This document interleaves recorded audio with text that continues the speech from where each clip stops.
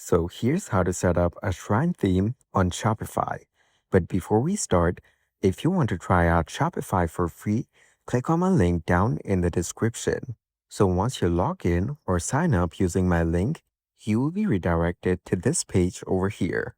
Go to the left panel and click on Online Store. Then go to the Themes page. Here, click on Import Theme and then select Unload Zip File. Click on Add File. Now, you need to choose the file you want to upload from your device and then click on Open. Make sure that you have the file ready in your PC. After that, click on Upload File as shown.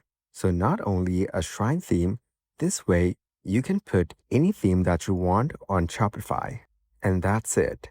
Following these simple and easy steps, you can set up a shrine theme on Shopify.